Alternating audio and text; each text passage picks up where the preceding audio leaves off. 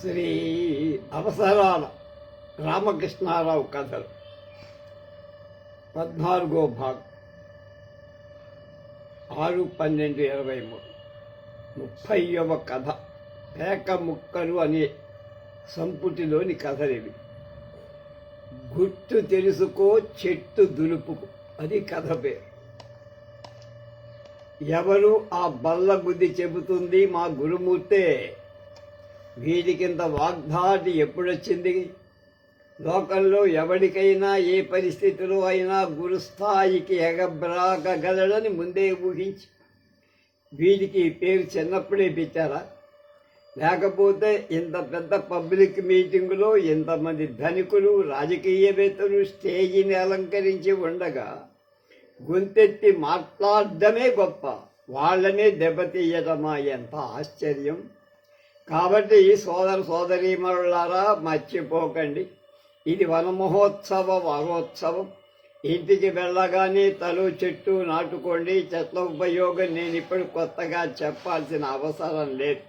మనకి కూడు గుడ్డ కొంప అమర్చేది చెట్టు తల్లే కదా.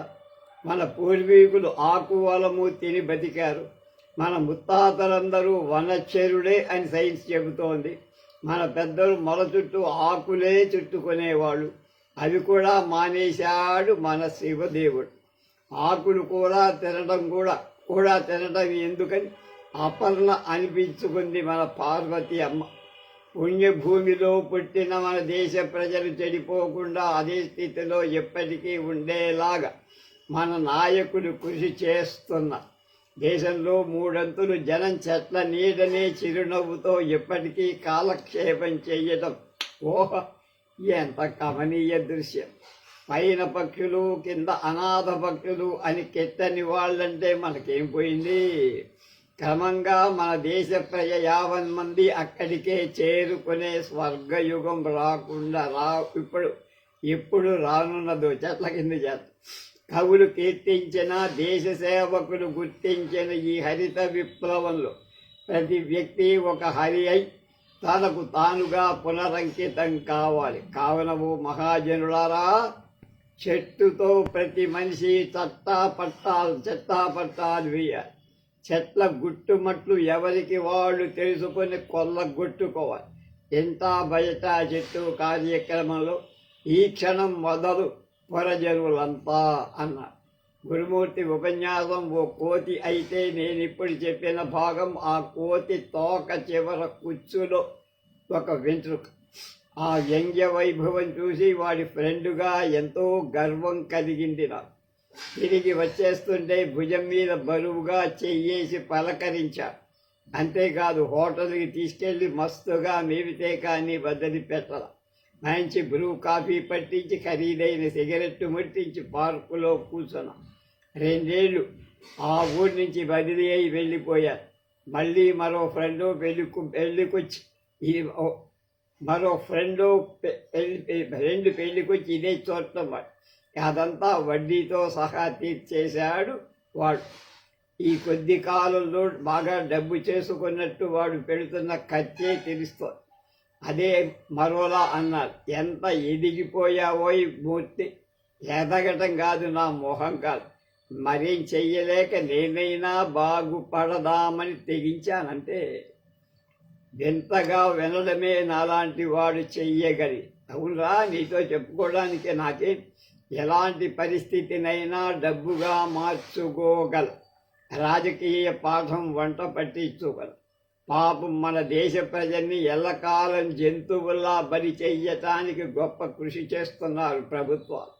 వాళ్ళకి బుద్ధి జ్ఞానం అనే 2 బ్రహ్మ పదార్థాలు అందకుండా మన రాజకీయ నాయకులు గొప్ప ప్రజాసేవ చేసి పారేస్తారు. ఇలాంటి సమయంలో నాలాంటి దళారీకి కాక మరి ఎవరికిరా గిరాకీ?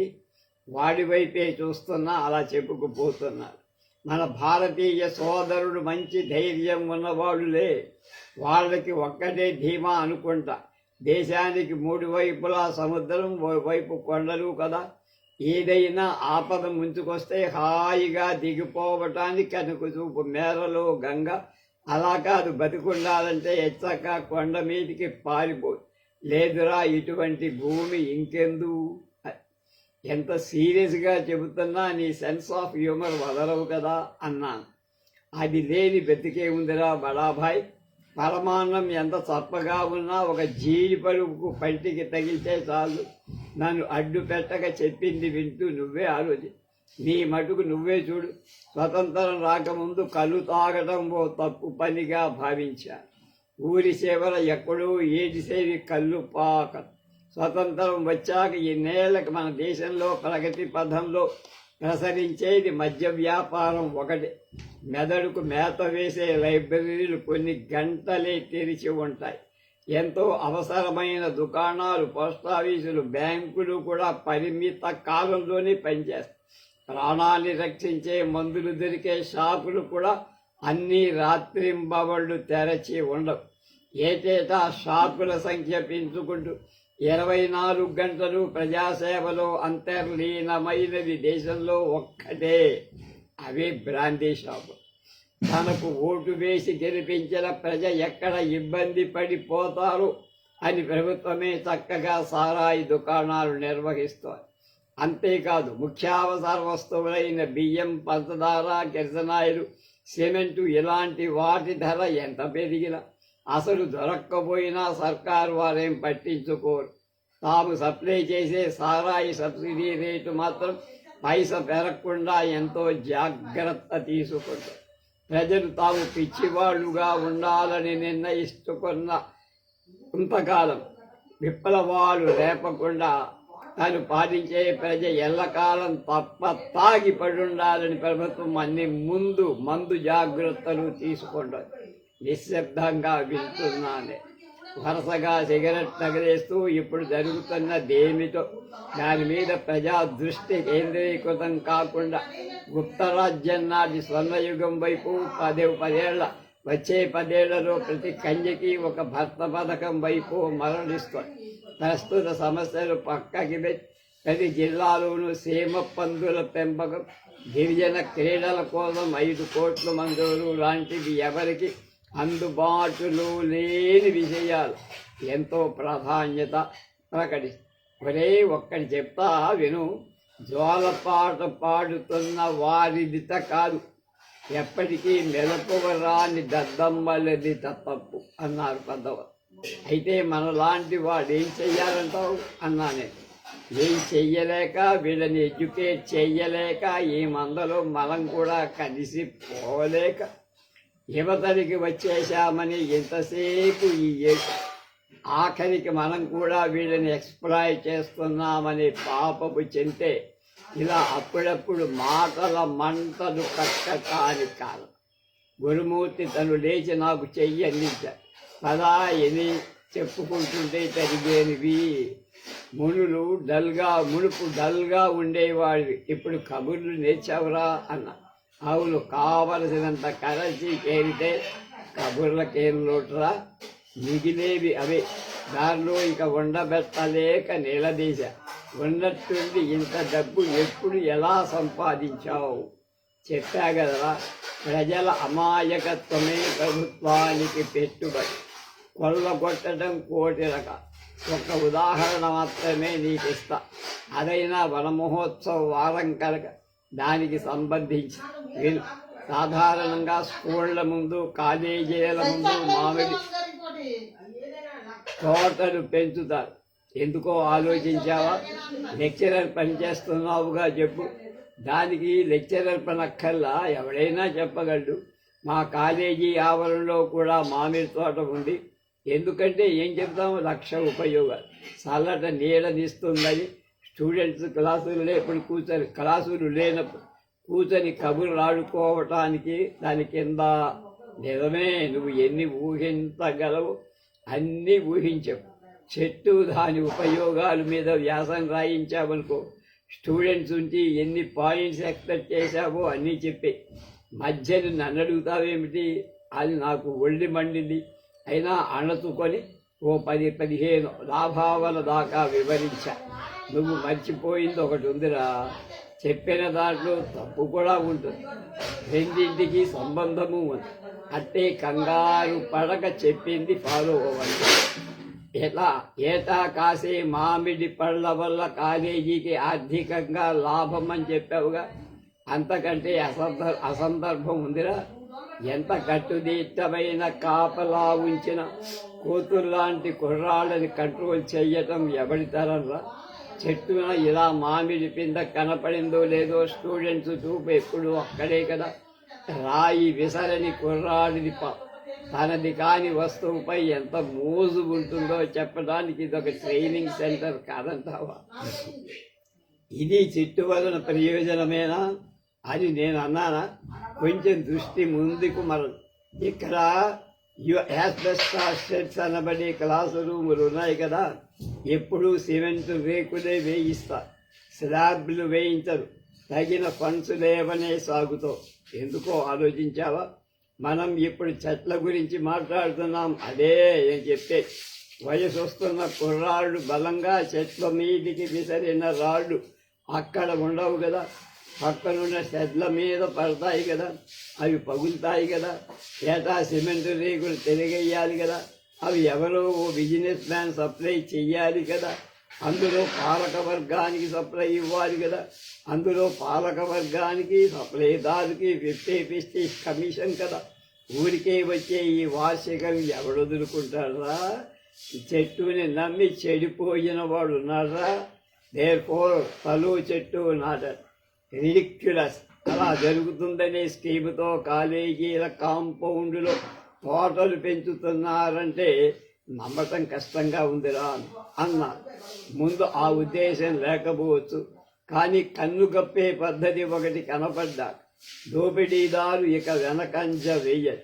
అందుకనే తోటల అంచు క్లాసు రూముల పైకప్పు సాధారణంగా సిమెంట్ స్లాబ్ వేయబడి ఉండదు. అందుకే చెట్టు పని చరిత్ర మన వ్యవస్థలో ఎంత మోసం ఉందో తప్పక చెబుతా.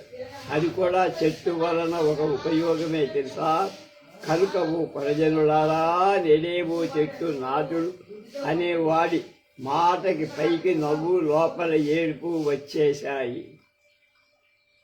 అది 31వ కథ. ఇదేమైనా బాగుందా? ఆయనేమో ఊళ్ళో లేరు.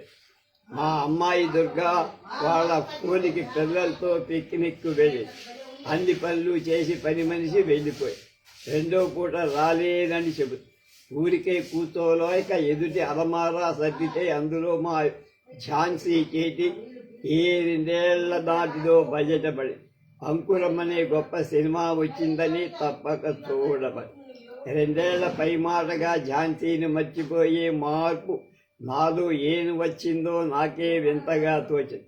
కొన్నేళ్ల పాటు ఆయనతో హోరాహోరీ పోరాడి ఇక చేసేది లేక లోబడిపోయాను, లేక రోజు రోజుకు పెరిగిపోతున్న ఆయన ఐశ్వర్యానికి దాసురాలైపోయాను. ఎందుకంటే నా బాధలన్నీ ఎప్పటికప్పుడు మా ఝాన్సీకి ఉత్తరాలు చెప్పుకునే దానిపై దాని రైటింగ్ చూస్తూ ఉలుపు పలుకు లేకుండా అలా పడకుర్చీలో కూలబడిపోయా. దాని ఊసు తలుచుకుంటే చాలు నా మనసు ఎంత వెనక్కైనా వెళ్ళగలదు, ఏవైనా గుర్తు తెచ్చుకోగలదు. 1-2 6 ఏళ్ల పాటు దాంతో కలిసి చదువుకున్నా. దాని అభిప్రాయాల ప్రత్యేకతను నేను ఎలా మర్చిపోగలను? మాట వరసకి పెళ్లి చూపల తతంగాన్ని తీసుకోండి. బుర్రా బుద్ధి ఉన్న ఏ కన్యైనా దీన్ని ఆమోదిస్తుందా? కానీ ఝాన్సీలా దీన్ని ఎవరు ఎదిరించగలరా? నన్ను కత్తి పడేసే సరే, కత్తి పడేసినా సరే, కత్తికి బలేసినా సరే ఈ సిగ్గుమాలిన పనికి తల వంచను.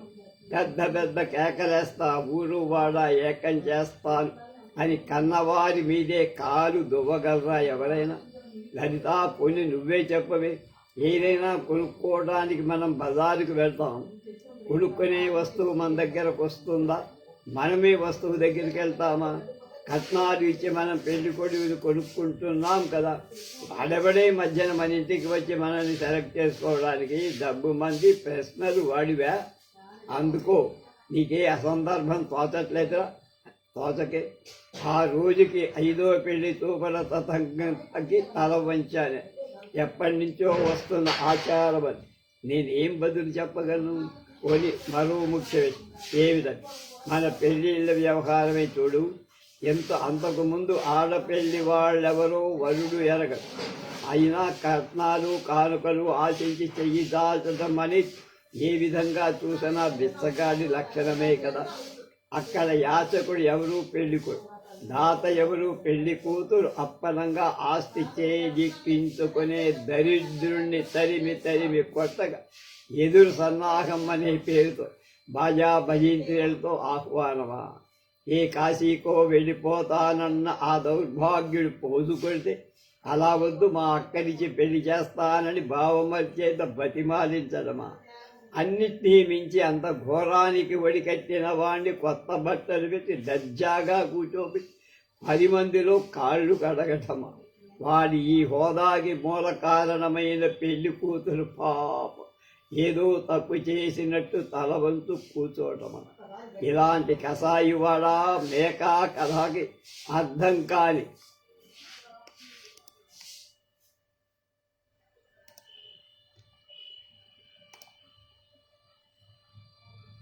పెద్దలందరూ మద్దతు పలికి ఏ వీడియో తీసి రికార్డు చేసి దాచుకొని ఇంటికి వచ్చిన ప్రతి పెద్ద మనిషికి బలవంతాన చూపించడమా. ఇలా సాగేది దాని ద్వారా.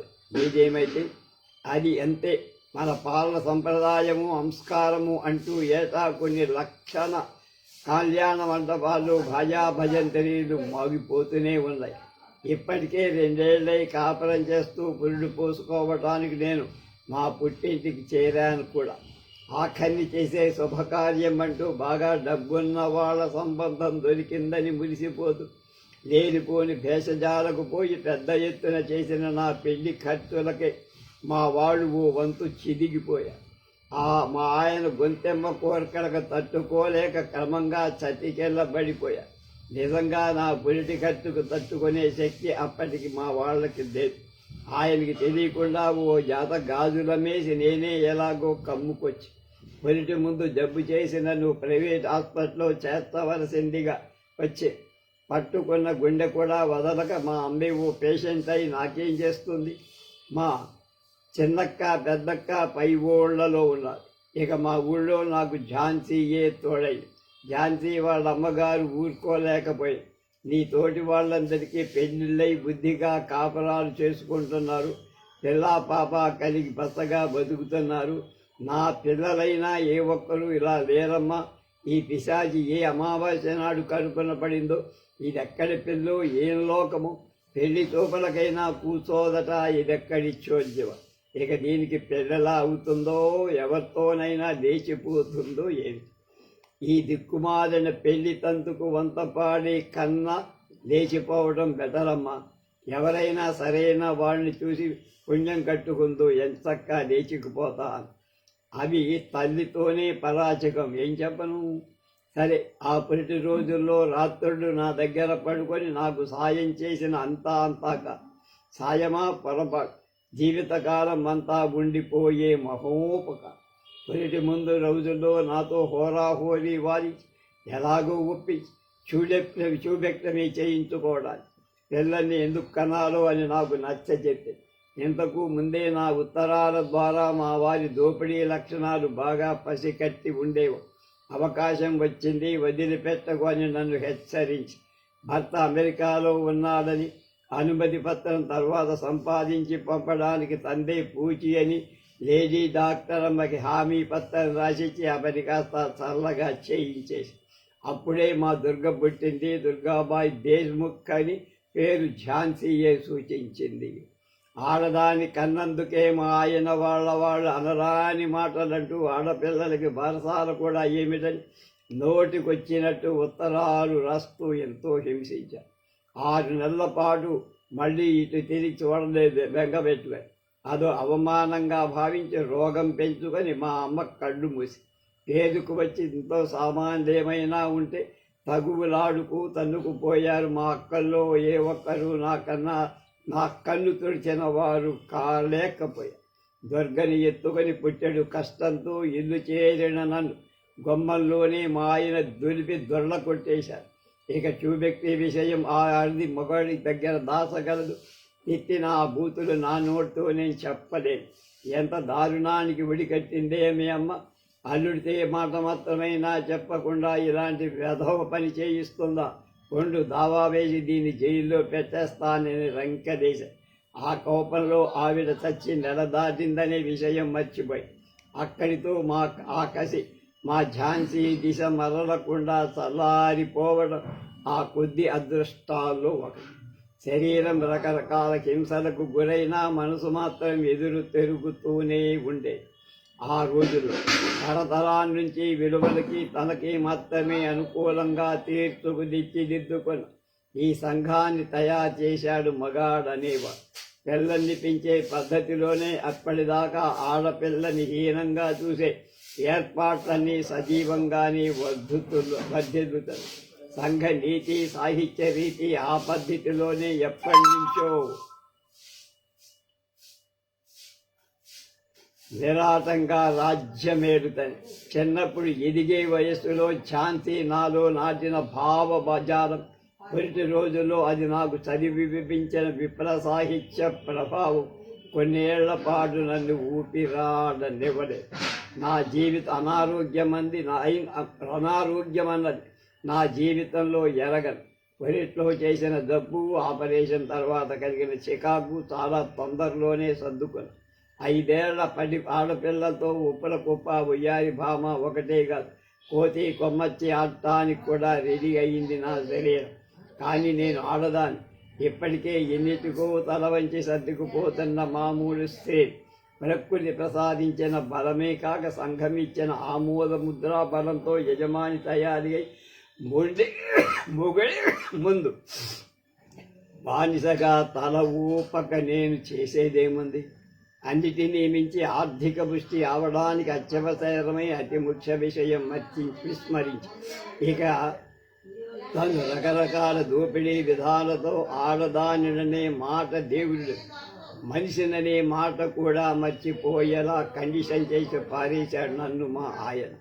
రోజంతా ఒళ్ళు వెరుచుకొని బొమ్మలా చాకిరీ చేసి అన్నీ సమకూర్చి పెట్టిన మగతనం విజృంభించేది పథక గదిలోనే కదా. మనకి బాగా ఆకలైనప్పుడు నిన్నలా ఉడకబెట్టాలే మేక, ఎన్ని ముక్కలుగా చితక్కొట్టాలి కోడి, ఎప్పుడెప్పుడు నిన్ను సప్పరించాలి చేప అని వాటిని అడగం. మన ఇష్టం, మన రాజ్యం, పురుషాహంకారం, రాక్షస రతి క్రీడ అలాంటిది. నా ఒంట్లో బాగలేదు, ఈ ఒక్క రాత్రి నన్ను వదిలేయండి, బాగులేదు, రేపు చూసుకుందామని పెళ్ళాలు ఎంత కాళ్ళ వేళ్ళ పడిన ఓ వేళ పక్క గదిలో ఊహొచ్చిన పిల్లలు వింటున్నా. అదేం కుదరదు, ఆ రేపు ఏదో ఇవ్వాలి అంటూ విజృంభించకపోతే అది మగ పశువు ఎలా అవుతుంది మరి? ఇక నా విషయంలో అయితే పిల్లలు కొట్టకుండా చేసుకొని పెళ్లి కూతుర్లా తయారయ్యావు. ఎంతమందికైనా ఏకకాలంలో జవాబు చెప్పేలా కనబడుతున్నావు. నా ఒక్కరి దగ్గర నీ తెక్కులు అంటూ మరింతగా రాత్రి పగలు అనకుండా మీద పడిపోయేవా. తిరగబడలేని నిస్సహాయతతో నన్ను నేనే తిట్టుకొనేదా. కళ్ళ ముందు పిల్ల లేకపోతే ఎక్కడికో అతను సూచించిన నా దిక్కున్న చోటికే పారిపోయేదా. ఏడుస్తున్న మనసుకు ఊరుకోబెట్టడానికి ఎలాగూ తేలిక చేసి ఎవరు చూడకుండా ఉత్తరాలు రాసి ఝాన్సీకి పోస్టు చేసేదా. ఇప్పుడు అనిపిస్తోంది అవన్నీ నేనే రాశానా అని. ఓసారి నా ఉత్తరం చేతిలో పడి ఝాన్సీ వాళ్ళన్న చాలా గొడవ చేసి పారేశారు. ఈ ఝాన్సీకి ఎలాగా పెళ్ళయిన వాళ్ళకైనా స్థిమితంగా కాపరం చేసుకోనివ్వదు కాబో. ఇదేదో నూరిపోయకపోతే రద్దలాంటి నెమ్మదస్తురాలు వాళ్ళ ఆయన మీద ఇంతగా అసహ్యంగా రాస్తుందా. అక్కడితో ఊరుకోలేదట వాళ్ళన్న.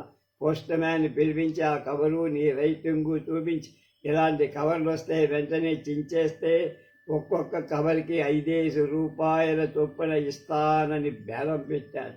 ఆ సంగతి రాస్తూ ఝాన్సీ ఇలా కలిసి పెరిగి తాళాలకి మారు తాళాలు ఉన్నట్టే బేరాలకు కూడా మారు బేరాలు ఉంటాయని ఎరగడు మా సహోదర మహోదయుడు. అలాంటి కబరే వచ్చినప్పుడు రహస్యంగా తెచ్చి నాకిస్తే 10 రూపాయలు ఇస్తానని ఒప్పందం ఎప్పటి నుంచో అమలు జరుగుతోంది. మరి ఎవరో అదే పనిగా కాలింగ్ బెల్ మోగించడంతో మళ్ళీ ఈ లోకంలోకి వచ్చి వీధి తలుపు తీశా.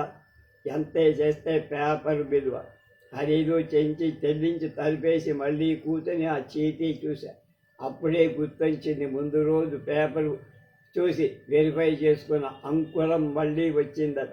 ఇంటి పనులన్నీ నిమిషాల మీద పూర్తి చేసి తలుపులన్నీ వేసేసి మ్యాట్నీ షోకి తయారయ్యా. వీధి తాళం వేసేసి కనపడిన ఖాళీ ఆటో ఎక్కా. మరుక్షణం థియేటర్ అభిరుచిలో బాల్కనీలో ఎఫ్2 12 ఉన్న చిత్రం మొదలుపెట్టిన మొదలు ఆ రేవతి పాత్రలో లీనమైపోయాను.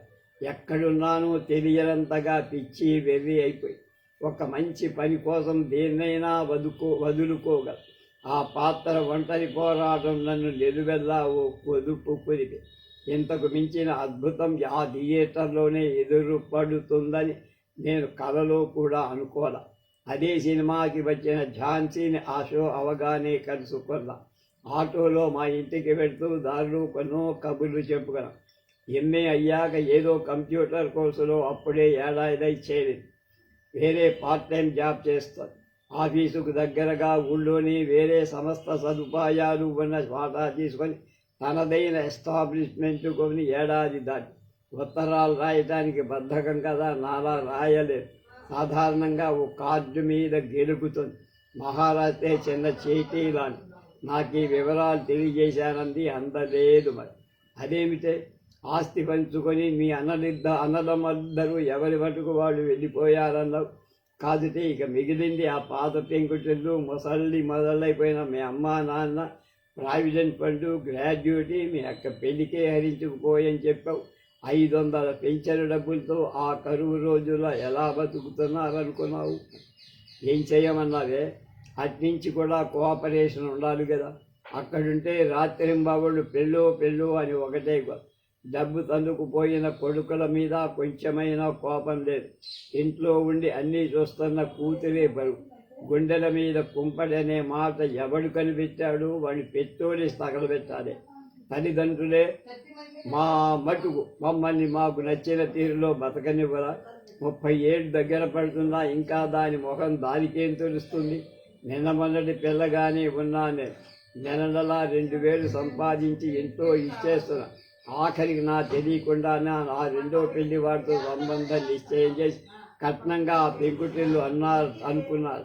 పెళ్ళంటూ నాకు చేసేస్తే అయ్యో ఆడపిల్లని పెళ్లి చేయకుండా అలా ఉంచేశారు కదా అని లోక నింద తగ్గుతుంది కదా. పైన పెన్షన్ డబ్బులు ఇస్తామని బతిమాది పెద్దల దగ్గరే బుగ్గవుతారు. బతకడంలో పరమార్థం కొలివి పెట్టించుకోవటమే కదా. అలాంటి దిక్కుమాలిన ప్రాణాలని తట్టుకోలే ఏ నూతిలోనో దూరటానికి నేను వరవిక్రయం నాటి కాళిందిని కాదు. సంగతి తెలిసిన ఆ రాత్రికి రాత్రి అన్నీ కొండబద్దలు కొట్టినట్టు వాళ్ళకి చెప్పి నా సామాన్లు తీసుకొని ఓ ఫ్రెండ్ ఇంటికి వచ్చా. 4 రోజుల్లో మంచి వాటా వెతుకొని ఇప్పుడున్న ఇంటికి వచ్చా. ఎవరు కానీ నా వ్యక్తిత్వం మీద దాడి చేస్తే అక్కడ ఓ క్షణమైనా ఉండదు. నేను ఊరుకోవటం తప్ప దాంతో ఏం బాధించలేను. ఇంకా నన్ను అల్లరి పెట్టే ఓ ముఖ్యమైన ప్రశ్న బిగిలే, దాని పెళ్ళెప్పుడట? ఆ సంగతి అడగకుండానే అటో ఇల్లు చేరిపోయి అన్నట్టు అనుకోకుండా దాన్ని కలిసిన హడావిల్లో పై ఊరు వచ్చిన మనిషి చేతిలో ఆ బ్రీఫ్ కేస్ అయినా ఎందుకు లేదు? ఏ పని మీద వచ్చిందో కూడా అడక్కపోవడం నాకే ఆశ్చర్యమే. ఓ ఫ్రెండ్తో కలిసి వచ్చి హోటల్లో దిగిందట. ఏవో కంప్యూటర్ పార్ట్స్ కొనడానికి వచ్చారట. వాళ్ళ కంపెనీ తరఫున రాగానే ఆ పని అయిపోయిందట. ఫ్రెండ్ షాపింగ్కి పెట్టి తనిలా మా ఇల్లు వెతుక్కుంటూ వచ్చిందట. తీరా వస్తే తలుపుకు గొడ్డని దానికో పెద్ద తాళం కప్ప అంకురం సినిమా ఉందని తెలిసి అక్కడికి వచ్చి లక్కీగా నన్ను కలిసిందట. శ్రీవాణ్ణి కలవనందుకే బాధపడలేదు, కానీ దుర్గ ఎంతగా ఎదిగిందో చూడలేకపోయినందుకు బాధపడి చాలా రోజుల తర్వాత కలిసి భోంచేశాను. నీకిష్టమని పెసరట్ల కూడా అరటి పువ్వు పచ్చడి చేశారు. బాగా వచ్చాయా అంటూ కొసరి నాకు ఇష్టమైనవి చేసినందుకు థ్యాంక్స్. బాగా ఇష్టమైనవి ఇంకొన్నాయి, అవన్నీ చేశావా? ఈ 2 ఏళ్లలో ఇంకేం చేశానబ్బా అని గుర్తొచ్చి బీరువా తీసి ఆ మధ్య కొనుక్కున్న పట్టు చీరలన్నీ కుప్పపోసి వంటగదిలోకి నడిపించి ఆదానికి సరిపడ కూరగాయలని కొత్తవి ఏవే నేర్చుకున్నాను, ఎందెంది పెట్టాను చూసి ఎలాంటి ఉత్తరాలు రాసేదానివే, ఎంత చైతన్యపూరితంగా ఉండేవో అలాంటి సంగతులు. మొగుడనేవాడు ఎంత బ్రెయిన్ వాషింగ్ చేసినా వ్యాపార దృష్టి తప్ప మరొకటి ఎరకని సాటి స్త్రీ లోకం ఎంత కిందికి లాగనా నీలాంటి నిప్పు కణిక ఇలాంటి గుడ్డి తునకగా రాజీ పడిందంటే నేను నమ్మలేకుండా ఇదిగో ఇది నా ముందడుగని కూతురికి దారి చూపించాల్సిన దానివి స్నేహితురాలికి ఇంకా పట్టు చీరలు కూరగాయలు చూపించే సిగ్గుమాలిన స్థితిలో స్థిరపడిపోయావు. దాని ముఖం చూడలేక అటు తిరిగిపోయావు. ఇంకా చెప్పాల్సినవి చూపించాల్సినవి ఎన్నో ఉన్నాయనుకున్నాను. ఆ మధ్యమే ఆల్ ఇండియా టూర్ వెళ్ళిన దేశంలోని ఇంచుమించు ప్రతి దేవాలయం దర్శించి వచ్చి మంచి 3 బెడ్రూమ్ అపార్ట్మెంట్ కొనుక్కున్నా. కింద చేడు ఆయన నా పుట్టినరోజు ప్రజెంట్ చేసిన వజ్రాల నెక్లెస్ ఇంకా బీరువాలో అలాగే ఇవన్నీ 2 ఏళ్లలో పెరిగిన మా ఐశ్వర్యం చాటేవే. దానికి జంకి కొన్నే బయట పెట్టా. ఇంకా నే ఇలా అన్నానని నొచ్చుకోకే. నీలో వచ్చిన ఈ మార్పు నాకెందుకో గొంతుకలో పచ్చి వెలక్కాయలా ఉంది. నువ్వే ఆలోచించు, నీకు నచ్చిన పద్ధతిలో ఓ నిర్ణయానికి రా. ఏదైనా నీ కూతురు గమనిస్తూ ఉంటుందని మాత్రం మర్చిపో. సరే వస్తా. కబుర్లలో పడి ఆలస్యమైంది. హోటల్కు ఓ ఫోన్ చేసుకుంటాను. నా టెలిఫోన్ తీసి రూమ్కి ఏదో నంబర్కి డైల్ చేసి, అవునండి రూమ్ నెంబర్ 42, డబుల్ రూమే, ఒకసారి కనెక్షన్ ఇస్తారా అంటూ ఓ గడి వెయిట్ చేసి, ఎవరు మధు నువ్వేనా, షాపింగ్ పని పూర్తయిందా, ఇక్కడ మా క్లోజ్ ఫ్రెండ్ ఒకతుందని చెప్పానే, డిన్నర్ అయిపోయింది, నువ్వు అక్కడికి వానిచ్చేయి, ఓ అరగంటలో వస్తున్నా. మధు ఎవరే? మధులత, మధుబాల పచ్చి పక్కబడి 2 కాదే, మధుసూదన రావని మా కొలిక్. ఇద్దరం కలిసి వచ్చి హోటల్లో దిగాని చెప్పాగా. నా గుండె దడదడ కొట్టు.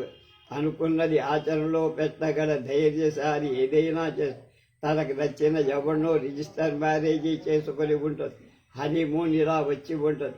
ఆ మాటే అడిగేసే. హ్యాండ్ బ్యాగ్ తీసి 2 రకాల పిల్స్ చూపించి, సెక్స్లో పాల్గొనే స్త్రీ పురుషులు వాడే ఫ్యామిలీ ప్లానింగ్ మాత్రమే ఎందుకైనా మంచిదని ఇద్దరు వాడతారు. దాని మెడలో పుస్తలేనందుకు నేనే ఆశ్చర్యపోలా. అతన్ని నాకు చూపించే ప్రయత్నం చెయ్యేందుకు మాత్రం బాధపడ.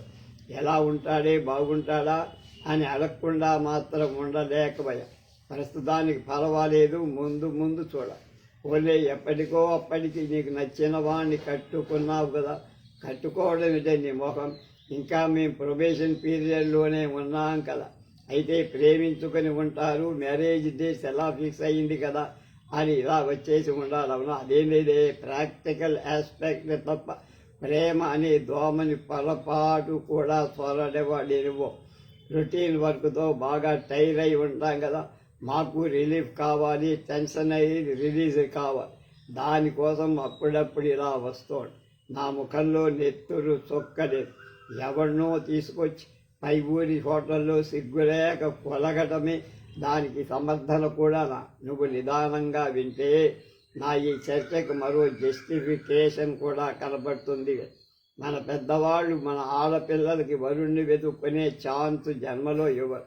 డాక్టర్లైనా డాక్టరేట్లు తెచ్చుకున్నా డాక్టర్ అనేది పెళ్లి చూపుల తంతుకు తలవంచాల్సి. విదేశాల్లోని ఫ్యాషన్లు, సరుకులు, ఉద్యోగాలు, జీతాలు మనకు కావాలి. కానీ వాళ్ళ డేటింగ్ సిస్టమ్ అంటేనే గుండె బాదుకొట్టు. ఏదో ప్రగతిశీలక ఉద్యమని నేను అనను. కానీ ముక్కు మొహం తెలియని వాడితో బిక్కుబిక్కుమనే కాపురంతో పోలిస్తే కొంతవరకు నయమే. మన వ్యక్తిత్వం ప్రదర్శించటానికి, అవతలి వాడి వ్యక్తిత్వం తెలుసుకోవటానికి అవకాశం ఉంటుంది. ఇష్టం లేని వాడితో సాగు దెబ్బలు పక్క మీదికి చేరి ఒళ్ళు హోనం చేసుకునే సత్తు సెక్స్ ఉన్న ఫ్రెండ్స్తో ఎంజాయ్ చేస్తే తప్పేముంది. తాళీ వేవిళ్ళు అంటూ సెంటిమెంట్ పేరుతో కాసులు కొల్లగొట్టడానికి అది తెలుగు సినిమా కాదు. ఆడదానికే ఆపాదించి రాయబడిన శీలవంతుల పతివ్రతల కథలు సహజత్వానికి దరిదాపుల్లో కూడా రావు. శీలమనేది శరీరానికే పరిమితమై మనసు ఉండే స్వచ్ఛత పక్కకి వెళితే మధుర లాంటి మానవతులు ఏమైపోవాలి? ఇంకా మా ఝాన్సీ ఎంతసేపు లెక్చర్ ఇస్తుందో. ఇక్కడి నంబర్ ఇచ్చింది కాబోలు. టెలిఫోన్ మోగి అవర్ నుంచి మధుసూదన్ రావు కాబోలు ఏదో మాట్లాడాడు.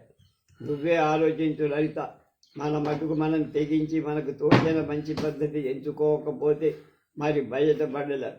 చాలా వరకు మన పెళ్ళిళ్ళు మేకపోతువి కసాయి వాడికి డబ్బిచ్చి కట్టి పెట్టదు. ఈ దోపిడీ వ్యవస్థలో నిలిచేది యజమాని బానిసా సంబంధమే. సంస్కర్తల సత్కారాల సత్కార్యాలని చంకనాగిపోయే వ్యాపార దృక్పథమే ప్రపంచాన్ని ఏర్పడు. స్నేహితుడి లాంటి వరుణ్ణి ఎందుకు ఎంచుకొని సుఖపడాలంటే ఈనాటి కన్యకి కొన్ని ఎక్స్పెరిమెంట్స్ తప్పు. ఇందులో ఫెయిల్ అయినా నాకే విచారం లేదు, వస్తా మళ్ళీ కలుస్తా.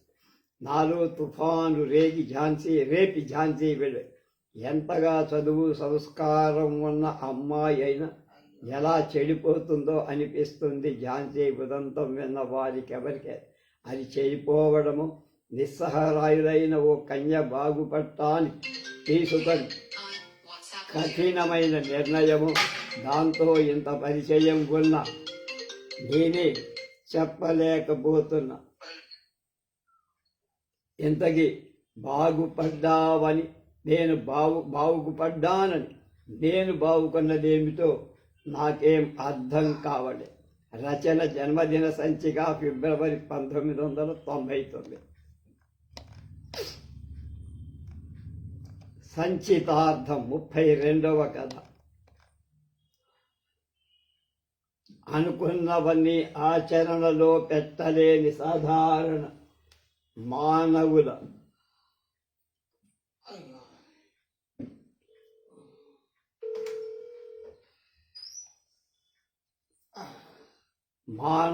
కలక చచ్చినట్టు పడున్నాం కానీ లేకపోతే ఆ రాత్రి 12 గంటల వేళ. సంచితార్థం కథ. పారా పనుగు పెట్టుకొని నేను మా ఆవిడ గులాబీ తోటలో ఆవిడ గారి పెట్రోలు అగ్గిపెట్టే పట్టుకొని నా గ్రంథాలయాల్లో ప్రత్యేకమైనవనుకున్నవి ఆరంభించాల్సిన మాట అంతలా కలిసి పెరిగిపోయి ఒకళ్ళ మీద ఒకళ్ళ ఆ వదిలి కాగితాలు నా చేతికి అందిన మరుక్షణం నుంచి ఇకేమైనా బుద్ధి ఉందా లేదా? ఈ 20 పూల కుండీలు మనతో తీసుకువెళ్దామంటావా? మనకి బదిలీ అయిన మహాపట్నం ఎలాంటిదో ఎరుగుదువా? ఈ వానాకాలం ఎక్కడ డైరెక్ట్ లారీ వెళ్ళదు.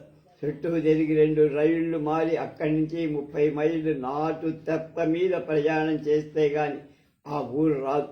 ఏదైనా ఆ స్టేషన్లో రైలు 7 నిమిషాల కంటే ఆగదు. ఇంకా రైలు ఆగకుండానే ప్రయాణికులు చీటి కిటికీ నుంచి ఒకటి సామాన్లు ఒకటి విసిరివేస్తూ ఉంటారు.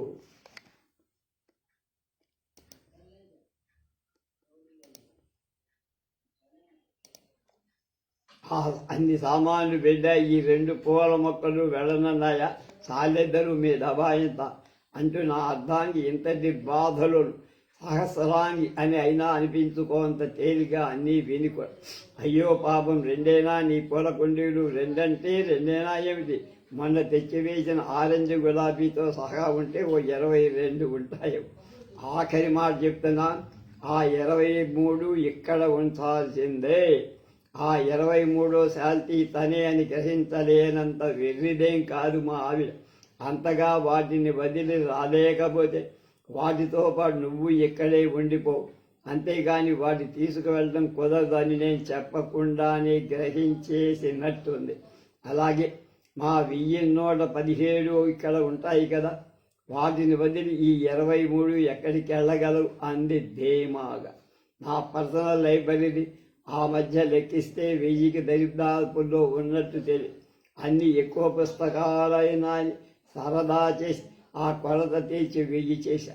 మా ఫ్రెండ్ ఒకడు 116 పుస్తకాలు ప్రజెంట్ చేశారు. ఇద్దరం కలిపి మా ఇంట్లో ఉన్న ఫంక్షన్ లాంటిది ఏర్పాటు చేసి 4 పిలిచాను. ఈ మధ్యలో వేలం దవగ్గా వస్తే 4 చిన్న అద్దాల బీరువాలు కొని మా ఆవిడతో 3 రాత్రిళ్ళు మగుడు హోరాహోరీ పోరాడి స్టోర్ రూములోని లైబ్రరీగా మార్చి ఆ పుస్తకాల బీరువాలు అక్కడికి తరలి ఎన్నాళ్ల బట్టి దిగ్విజయంగా వెలుగుపోతున్న మా సంస్థ ఉన్నట్టుండి ప్రభుత్వం వారు వశపరుచుకుంటారని మాకందరికీ బదిలీలు ప్రసారిస్తారని ఎవరెరుగుదురు. అయితే అందుకని ఎక్కడ పడితే అక్కడ దొరికే ఆ ముళ్ళ మొక్కలకి ఎంచి సేకరించిన ఈ ఉద్గ్రంథాలతో తాటి తెస్తుందా? రాళ్ళు రత్నాలు ఒకే రకం దారతో గుచ్చుకుంటారా? దీని సాహసం అని మాట నెలది. చూడండి, పిల్లలు కూడా ఎక్కడ పడితే అక్కడ కనిపిస్తుంది. అలాగని మానుకుంటారా? లేకపోతే ఎవరి పిల్లల్ని వాడు కూడా రైలెక్కించుకుంటున్నారా? నాది నా ఎదురు సవాలు ఇదిలే. ఈ అన్య భాషా ప్రాంతాల్లో పిల్లలకి చదువులు వంటబట్టి వాళ్ళ అమ్మగారి ఊళ్ళో ఉంచి చదివిస్తే కన్న పెంచుకున్న ప్రేమ గొప్పదంట.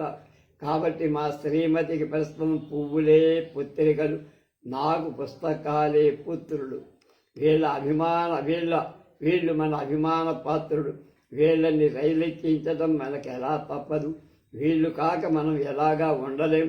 ఈ విషయాల్లో మనవసరంగా అల్లర్లెందుకు కానీ అని త్వరగా రాజీకి వచ్చి పుస్తకాలు పూలదండలు తీసుకువెళ్ళక తప్పదనికి తానే గడుసదనంగా గుట్టుగా నిర్ణయించి ఇల్లు నిండిపోయిన సంసారం ఇంకా చాలా ఉంది, ఇటువైపు మళ్లించండి కొంచెం, తమ దృష్టి జాయినింగ్ టైం కూడా ఇట్టే ఇవ్వలేదంటున్నారు అని నిమిషాల మీద టాపిక్ మార్చింది. అవునది చెప్పింది మాట నిజమే.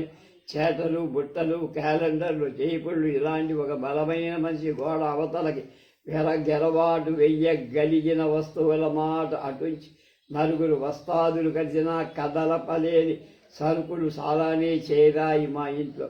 ఏం దారి? వీటిలో ఏది ముఖ్యం ఏది కాదు, తీసుకెళ్లేది ఏది, తీసుకెళ్ళకుండా వదిలేదేది. ఈ కరువు రోజుల్లో ఏది తీసుకెళ్ళకపోయినా మళ్ళీ డబ్బిచ్చి కొనుక్కోవటం కష్టం. ఎందరానికి మా అన్నయ్య మా ఫ్రెండ్కి ప్రజెంట్ చేసిన సోఫా సెట్ అది. వాళ్ళక్కయ్య ఆవేళకే డబుల్ కార్డ్ ఇచ్చింది. రెండు పక్కల అంతో ఇంతో ఉన్నవాడు కాస్తో కూస్తో ఇద్దరికీ ఆర్టు అందము తెలుసు. ఇంట్లో సరుకు పెరిగిందంటే పెరిగిన మాట నిజమే. సంసారంలో ఏది లేకపోయినా జరుగుతుంది కనుక ఏదేళ్ళ ఆ ఊళ్ళో ఉంటున్నా అదృష్టవశాత్తు విశాలమైన ఇల్లే దొరికింది. ఈనాడు నాకు ట్రాన్స్ఫర్ అయింది కదా అని కాలుదారి నెలతప్పిన కంజలా నేను, పెళ్లికెదిగిన కూతురున్న తల్లిలా తను ఎప్పుడు భారం దింపుకుందామా అని ఏదో తప్పు చేసినట్టు ఎందుకీ బాధ? ఎవరికైనా ట్రాన్స్ఫర్ ఆర్డర్స్ వచ్చాయో లేదో నాకు తెలియదు, కానీ సామాను సర్దుకున్న ఆ 4 రోజులు యుద్ధం ప్రజ్వరిల్లాది. మాట మాత్రపరసగి మీ అమ్మలా ఆకారం అని, మీ ఆవక్కాయ గోనలెందుకు అని నేనంటే అదే నేను ఆలోచిస్తున్నా. మీ బాబుని పోలిన బార్ లైట్లు ఎందుకున్నా ఈ కొంపలో, వాటితో వీడిని వడ్డించకండి, ఏకంగా శని విరగలుగుతుంది అని వెంటనే జవాబు వచ్చేది. చూడు, నిండిపోయిన తమ పాత జోళ్ళు, అలమరలో కిక్కిరిసిన పాత బ్లేళ్ళు, ఇలాంటి ఇల్లు నిండిపోయే ఆస్తి కూడా పెట్టారు కదా, ఏం చేసుకుందామని అదే నేను ఆలోచిస్తున్నా. హోదాకి కొన్నాం కానీ ఎప్పుడైనా వాడాం కదా. మీ టైపు మిషను అది కలిపి అమ్మేద్దాం. ఏం మొగాడుగాడు ఇంతటి కష్ట పరిస్థితుల్లో ఉంటే ఇలాగైనా ప్రవర్తించేది? అది ఆడదాయ ఆకురాయ? అది దద్దువంటూనే ఉంది కానీ ఆ దాని మాట విని బాగుపడ్డ మగాడెవడు అని మనసులో అనుకొని మా మేనత్త కొడుకు రాంబాబుకి ఉత్తరం రాసి, బండెడు సామాను సర్దుకోలేక ఒక్కడిని చస్తున్నా, కాస్త వచ్చి చెయ్యూతేవరా మహానుభావాన్ని. తనకి తీరిక లేకపోతే ఓ మాట రాయచ్చు, తనకి ఇష్టం లేకపోతే ఆ సంగతి తెలియజేయచ్చు. కానీ అదను దొరికింది కదా అని ఓ ఆట ఆడించడం అనవసరం. లోకంలో ఓ పూట గంజిగోళ్ళు నీళ్లు కరువైన వాళ్ళు వేల కొద్దీ ఏడుస్తుంటే ఐహిక సుఖాల కోసం అర్రులు చాచి అష్టైశ్వర్యాలు మూట కట్టుకుందామని చూసే వాళ్ళందరి నా ప్రస్తుత పరిస్థితి చూసి తెలుసుకోవాల్సింది ఎంతో ఉందిట. పెంచుకున్నవాడు ఆ భారం మొయ్యవలసిందేట. కొందరు పఠనంలో అనుభవిస్తే కొందరు ఇక్కడ అనుభవిస్తారట. వెంటనే వచ్చిన జాబులు అది సార్ ఆలోచించి చూస్తే తను అడిగినప్పుడు మా ఆఫీసులో నేను రాంబాబుకి ఉద్యోగం వేయించలేకపోయానని సత్యానికి ఉత్తరానికి ఏదో దగ్గర సంబంధమే ఉంది అనిపించింది. ఇంట్లో అందరినీ నీళ్ల మధ్యగే అయినా ఏ పూట ఆ పూట పెరుగు బెల్ల వెయ్యకపోతే విస్తరి తన్నేస్తాడు. ఎప్పుడు బుగ్గని పండా నీ సుబుద్ధి, బుగ్గని పండా సుబుద్ధి, పెదిమల మధ్య వజీరు సుల్తానా ఉండవలసిందేవాడు తెలియదు. ప్రపంచాన్ని పంచభూతాన్ని అనుగుణంగా నడపలేదని వాడు ఎత్తిపెట్టిన తిట్టిపోయని రోజులు అంతటి అన్నీ విడిచిపెట్టిన వాడు కాకపోతే నాకు అలాంటి జవాబు చెప్పగలడా అని సర్దుకున్నా. మా ఆవిడ కూడా ఇలాంటి చిన్న సైజు పరాభవం ఒకటి జరిగి నాకు కొంత మనశ్శాంతి ఇచ్చి ఎదుటింటి చుట్టపావిడ మా ఇంటికి వచ్చిన తను తానుగా సామాను సర్దుతానని మొదలుపెట్టి ఆవిడ సర్దింది తక్కువ, సనిగింది ఎక్కువ. నువ్వేమంటూ ఆను సామాను సర్దుకునేప్పుడు మొగాళ్ళను కూడా ఇరు పంచలకి రానియ్యకూడదే అమ్మాయి. ఊరంతా తిరిగి ఆవురావరమని ఇంటికొచ్చి వేలెట్టేదాకా వాయించడమే కానీ ఇంట్లో ఏం కావాలో ఏం అక్కర్లేదో వాళ్ళకేం తెలుస్తుంది? ఏది వదిలేయి సుమా అంట ఏమిటో అనుకున్నా. ఇదో సామానా, మీ తాతగారికి బదిలీ అయినప్పుడు సామాను తీసుకెళ్లేనా? అనకాలపల్లి నుంచి అరసవల్లి దాకా మా బళ్ళు నిలబడితే రోడ్డు మీద మరో బండికి ఖాళీ లేదనుకో, మనం ఏం చేస్తాం, మోసుకెళ్ళం కదా. ఇంకేం ఇద్దరినీ కని గుప్చిప్పుగా ఊరుకున్నారు. మా రోజుల్లో అయితే పెట్టి బేడతో పాటు పిల్లగాడిదని కూడా లెక్క పెట్టుకునే వాళ్ళమే. అమ్మాయి, ఆ శ్రీహరి కథ అలా అంతసేపు సాగుతుందో ఆవిడ దృష్టి తిరగల మీద పడి అదిమ్మని నోరు విడిచడి కుదరని నోరు తెరి చెప్పింది. అంతే లేచి నిలబడిపోయి పెద్దదాన్ని ఏదో అడిగాను కానీ ఈ గుళ్ళు రాళ్ళు కూడా పట్టుకుపోదాం కదా అమ్మాయి, ఇద్దరు మనుషులున్నారు, నేనన్నానని కోపం వద్దు కానీ మరీ ఇంత ఇల్లు పట్టని సామాన. ఆవిడ గురించి ఇదివరకే ఎదురింటి నుంచి విందేమో. ఈవిడ క్షణం ఊరుకోలే, మీరు చెప్పింది నిజమే పెళ్లి గారు. అయితే ఒక చేతి సంచితో ఈ కరువు రోజుల్లో చుట్టాలింటికి నెలలు ఉండిపోవడం అందరికీ మాత్రం చేత కాదు. మీలాగా ఎదుటి వాళ్ళ ఏ వస్తువైనా తనదిగా వాడుకోగల సమదృష్టితే తపస్సాలికో తప్ప సాధ్యము కాదు. ఆవిడ మరి క్షణం ఉండలేదు, త్వర చూస్తూ జారు. పాపం పెద్దావిడ పట్టుమని ఏం మాటలవి, పెద్దావిడిని పట్టుకొని ఏం మాటలవి అన్నాను. లేకపోతే అడిగింది ఇవ్వలేదని ప్లేట్ ఫిరాయిస్తుందా? మీకు తెలుసో తెలియదో ఆ మహాజ్ఞానికి వాళ్ళ ఊరి నిండా అప్పుడే. ఎప్పుడు ఇది వెళ్ళిపోతుందా అని ఎదురింటి వాళ్ళంతా ఎదురు చూడని క్షణం లేదట. ఇంతని గుణకీర్తి నన్నే ఎత్తి పెడుతుందా? నేనేనా ఊరుకోలేదు. ఈ రెండు అనుభవాలు అయ్యాక మరెవరి సహాయం మేము అర్థించలా, ఆశించలా కూడా.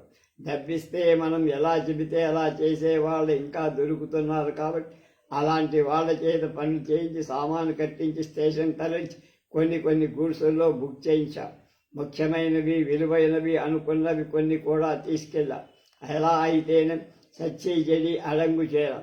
మా అదృష్టం మంచిదే, మేము అడుగుపెట్టిన ఊరు, మాకు దొరికిన ఇల్లు మా ఇద్దరికి కూడా సంతృప్తికరంగా ఉంది. కానీ తీరిక సమయాల్లో నన్ను ప్రశ్న ఇంకా బాధించటం మాల్ల. అంతకుముందు అందరినీ ఎరిగిన, ఎందరో తెలిసిన, కళ్ళ ముందు సైన్యాలు బారులు నిలబడితే అర్జునుడు కళ్ళవర్ర పడినట్టు ఆనాడు స్టేషన్లో దింపబడిన మా మూటను వాటి సంఖ్య చూస్తే మాత్రం మాకు మతిపోయి, ఇద్దరం ఉన్నాం కదా, ఎన్ని సామాన్లు అవసరమా అనే సందేహం నా భార్య ముందు మాత్రం వెల్లడించడానికి అవకాశం లేదు.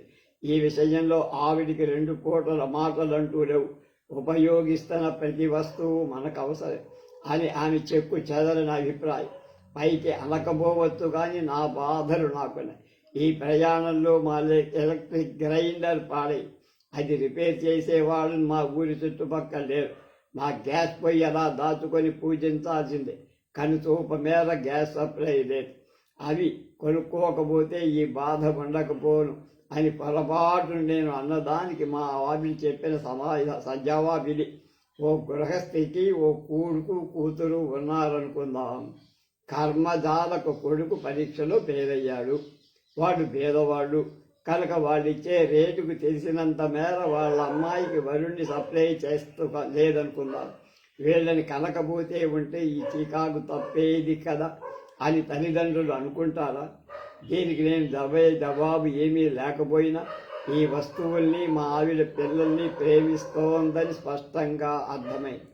ఈ బంధనాలు మరింత పటిష్టం కాకముందే వీటి నుంచి ఎలాగైనా విముక్తం కావాలనిపి ఈ నాగరిక జీవనం, ఈ ఆధునిక పరికరాలు మనిషిని మరింత మరగా మార్చేస్తున్నాయేమో అనిపి అసలు ఒక మనిషికి ఎన్ని సామాన్లు ఉండాలి, ఎన్ని జతల బట్టలైతే సరిపోతాయి, ఎన్ని కేజీల బియ్యం, ఎన్ని కూరలు, ఎన్ని గదులు, ఇలాంటి విషయాలు తలసరి అంతా నిర్ణయించడం జరిగే పనేనా?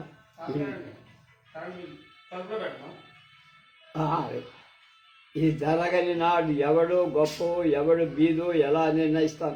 ఇదే సరిగ్గా నిర్ణయించకపోతే కంఫర్ట్కి, లగ్జరీకి సరిహద్దు రేఖ ఎలా గీస్తారు?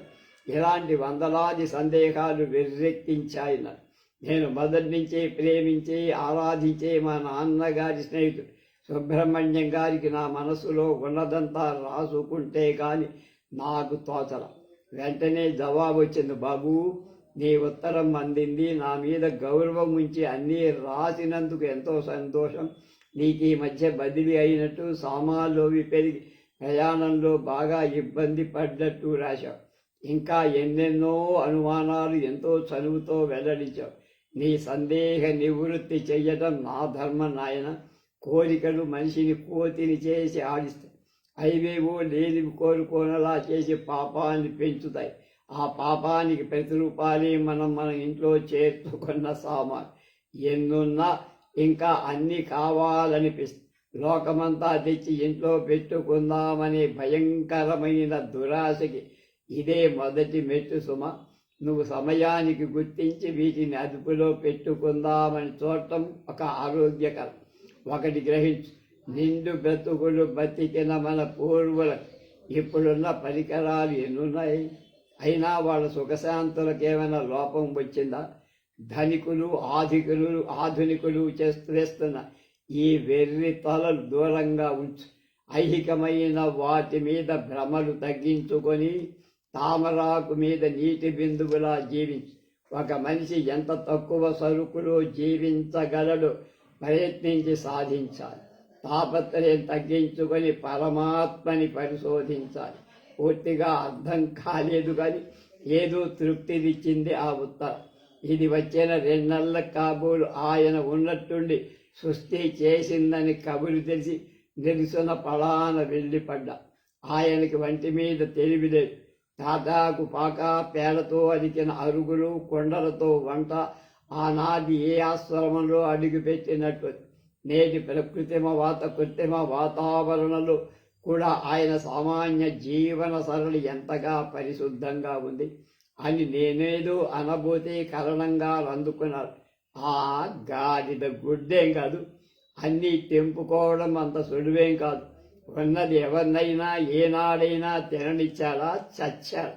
ఇంటి పల్లి పాదిని పస్తు నుంచి పైసా సొమ్ము చేసి 150 తులాల బంగారం పూజించాడు. ఎవడికో తెలిసింది. రాత్రి కన్నం వేసి ఎత్తుకుపోయాడు. ఆ దెబ్బతో చూపు మాట పడిపోయాయి. ఇక వినలేక తిరుగు రైల్లో ఇల్లు చేరుకున్నారు.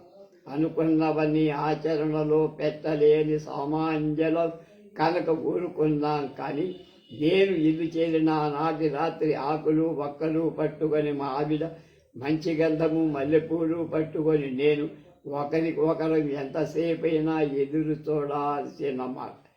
జ్యోతి దీపావళి ప్రత్యేక సంచిక 1971లో పడిన కథ. రేపు 33వ కథ యోగ్యత తెలుసుకుందాం. స్వస్తి.